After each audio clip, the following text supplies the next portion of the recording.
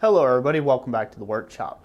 So in this video I want to take and show you guys how you can take some of these decorative elements that we have been forging in the past couple videos, and that you can take these elements and combine them together to take and make new works for yourself. So it would be my suggestion that you all practice these elements until you got a good element itself.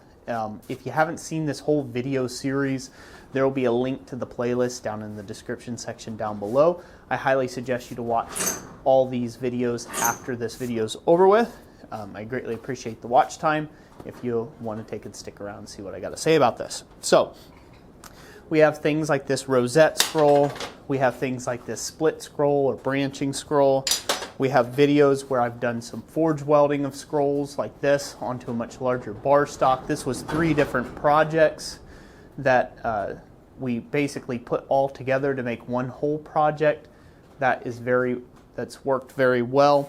And I wanted to take and showcase how you can take something as simple as these elements. Here's another project coming up where I've done some forge welding, and I talk a little bit about joining 2 pieces of round scroll work together with some forge welds.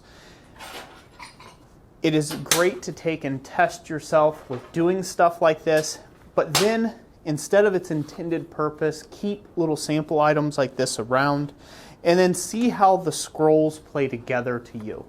You know, you could just take the scrolls, set them up against each other, set them in different areas, and who knows, you might come up with something different looking that you might like better, or you might use another motif, a different motif, and another piece of ironwork somewhere. You know, something like that. That might be a neat little Valentine's Day heart with 2 rosettes in the center of it. You know, there's all sorts of different combinations and variations and variants that you can do of scroll work this way and figure out a lot of different designs. And so this is just one way of getting inspired for the day to take and go something without having to go from ground zero and saying, okay, I've got this plain end of this bar stock. I need to figure out something to make out of this plain end of bar stock to add to my store. I don't really have any fresh ideals. Well, you don't have to. You've already come up with some fresh ideals. They just need to be reinvented a little bit. So, you know, you just add them together and see what type of motifs and what type of scroll design you can come up with.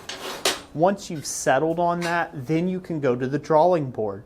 And the great thing about having these is you can trace around them and trace and fit them into a negative space that you're trying to take and work for. So what that means is so say you've got let's say you have a grill that you're doing, like a window grill, like to bar somebody from entry type deal. You see these a lot of times in neighborhoods where theft or high crime rates are. They usually don't have the money usually to spend on real elaborate stuff, but it's a pretty common thing. Who knows, you might do it between say a little archway going through a path, you know, into somebody's garden. It's the same thing, it's kind of a grill. Well, now you have this arch and you have a bunch of negative space here, and you need to design something to fit in there for your client.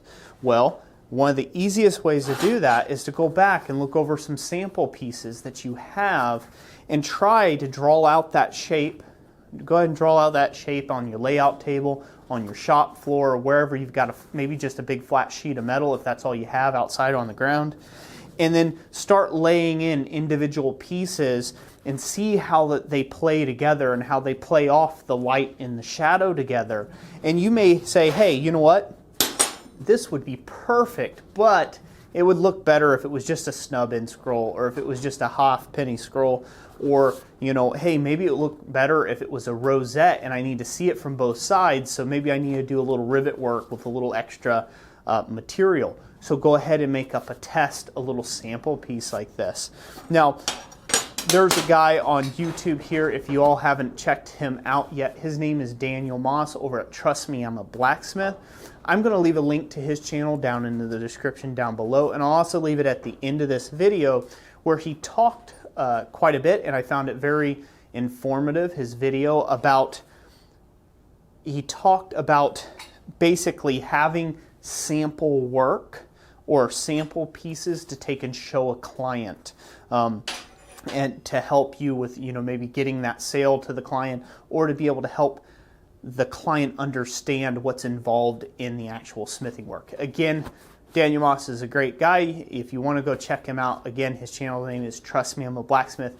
The link for his channel will be in the description down below, so definitely go check him out. But oftentimes we're challenged, again, with creativity issues sometimes. Sometimes I get out in the shop and I just don't feel like creating anything new. I'm just kind of being lazy. My brain doesn't want to think that hard. And some of the best ways to inspire myself to get going for the day and really start working is to take something like this and say, what if I put a brace in there, something like this? What if this was some sort of crane, fireplace crane, and it had that little element with a flat bar? Now you can start seeing some things come out of this maybe. Let me hold it back. Say this is a fireplace crane and this was like the gusset, and I put a little tie, I put a little wrap there to hold that. Now this is kind of a neat look, isn't it? It's a very interesting piece just starting right off. So I'm saying, okay, well, this is a little too small. I might make that a little bit bigger, but then there might be a bunch of negative space here. So maybe I don't want to do that. Maybe I'd rather something look like that in this piece. Something like that. Who knows? The point is for you to take and make up these little sample pieces that I've been showing you in these last couple videos over these past few weeks. Make up these sample pieces for yourself so you can get inspired in your shop. Some of them are fairly, what some people would consider pretty lame. They say, oh yeah, well, I can do that. It's no big deal. I mean, here's another little sample piece. This is a little repeating scroll pattern that I'm keeping around for future use. Some of the stuff that people thought, again, that might not be overly interesting to watch at first, but if you don't know how to create this reoccurring pattern, you're out of luck. Again, you can take this and you can apply it to something, hold it up, and you actually have something visual that you can see in a three-dimensional space that isn't just 2D drawn on a board somewhere. And I am not the best guy at drawing things in the first place, so having something like this is a huge aid and help to me to just be able to sit there and look, and maybe I can come up with some new flower or floral element that I otherwise wouldn't have thought of otherwise. So you can just keep holding stuff in different directions and seeing how it plays. Whether it's good or whether it's bad, it doesn't matter. You've got the pieces for a lifetime that way. Plus, they can look pretty cool if you have a shop that you can do so, to hang these on pegs up in the wall spaces and stuff like that, and kind of ornamentate your whole shop with these various little projects. It makes you look a lot more put together and like a professional smith that way as well, if a client ever comes out to your shop. So that's it for today. Thank you so much for watching. I hope you enjoyed this video. If you did, go ahead and give it that like. If you haven't subscribed, please do that. That's always a great thing and much appreciated. Thank you everyone for all of your support, and thank you so much for sharing these videos around and watching them all the way through. Your watch time does count here on YouTube in 2019, and we greatly appreciate it. And I know I do from the bottom of my heart. So thank you guys, thank you gals, God bless you all, and we'll catch you on the next one.